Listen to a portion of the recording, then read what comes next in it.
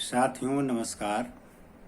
मैं हूं डॉक्टर जुगल प्रसाद और आप देख रहे हैं सुबह का संदेश। साथियों, महाभारत एक धार्मिक ग्रंथ नहीं बल्कि यह एक महाजाल है। यह एक विशेष जाति के लाभ एवं सुरक्षा के लिए लिखा गया है। मैं एक कथा के माध्यम से उसका रहस्य बता रहा हूँ। महाभारत के उद्योग पर्व में विदुर नीति में तीसरा अध्याय में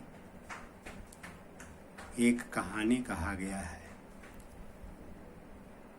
इस कहानी में प्रहलाद का पुत्र विरोचन, जो कि दैत्य जाति का था, वह केसनी नामक एक लड़की से शादी करना चाहता था।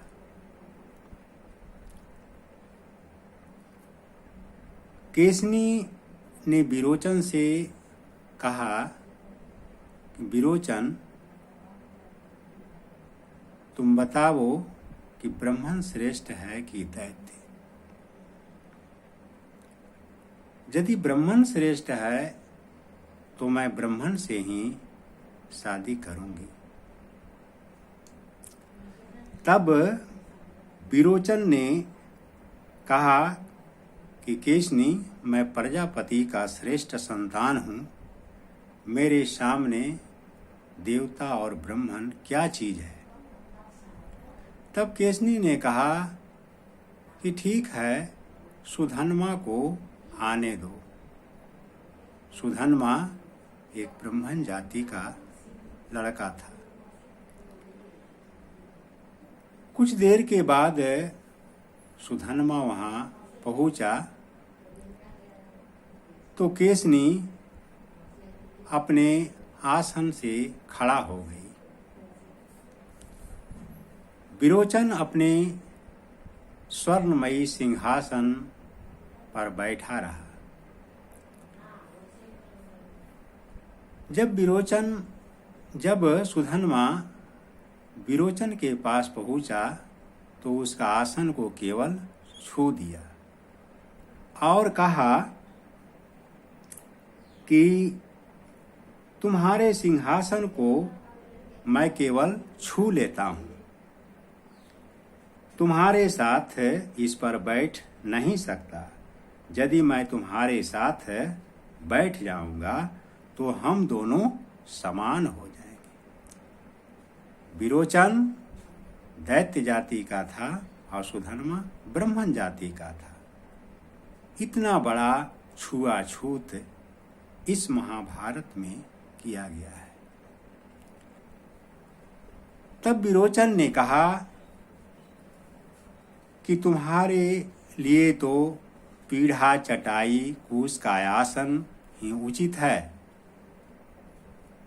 तुम मेरे साथ बराबर के आसन पर बैठने योग्य हो ही नहीं। तब सुधन्मा कहता है कि तुम्हारे पिता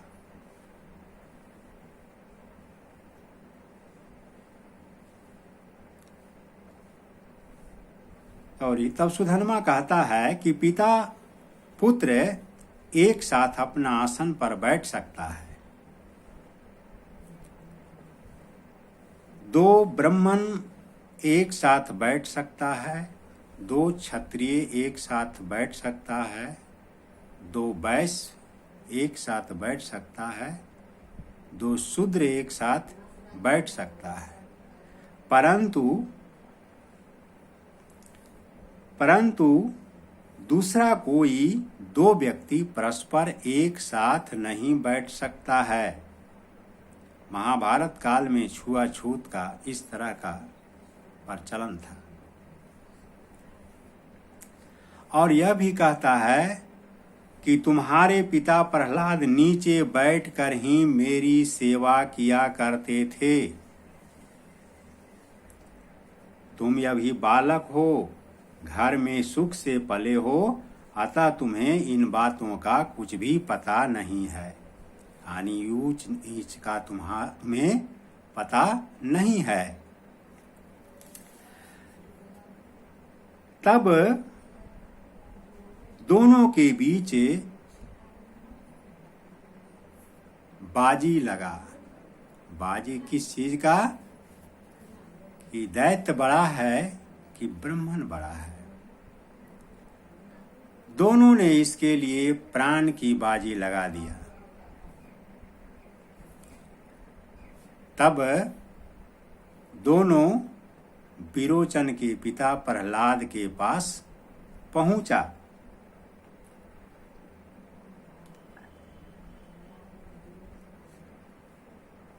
सुधन्मा को देखते ही प्रहलाद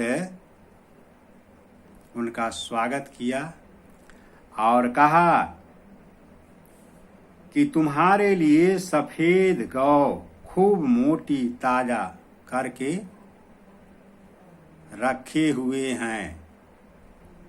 पता नहीं उस गौ का मांस खाने के लिए मोटा ताजा करके रखे हुए थे या दूध खाने के लिए, इसमें वर्णन नहीं किया गया है।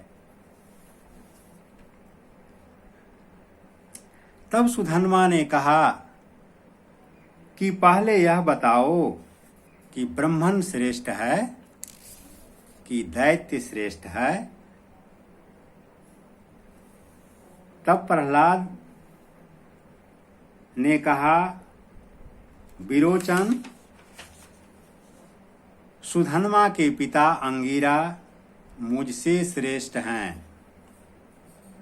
सुधन्मा के पिता अंगिरा थे और वो ब्राह्मण थे और वो कहते हैं कि सुधन्मा के पिता अंगिरा मुझसे श्रेष्ठ हैं। सुधन्मा तुमसे श्रेष्ठ है। सुधन्मा की माता तुम्हारी माता से श्रेष्ठ है। अतः तुम आज सुधन्मा से बाजी हार गए। साथियों, इस प्रकार की कथा इसमें कहने का तात्पर्य क्या है? एक विशेष जाति को उच्च और एक को नीच बना करके रखना है। इसीलिए मैं यह कहता हूँ कि महाभारत कोई धार्मिक ग्रंथ नहीं है, बल्कि यह एक महाजाल है। इसके द्वारा एक विशेष जाति को हिफाजत, लाभ और लूट खसोट करने का मौका दिया जाता है। साथियों, इस प्रकार से प्रहलाद ने ब्राह्मण को श्रेष्ठ बताया या बताया गया, यह तो लिखने वाला कवि ही जानता है। साथियों, यदि मेरा यह वीडियो अच्छा लगे तो लाइक कीजिए, शेयर कीजिए और यदि अभी तक सब्सक्राइब नहीं किए हैं तो सब्सक्राइब कीजिए, ताकि इस प्रकार का वीडियो आप तक शीघ्र ही पहुंचता रहे। धन्यवाद।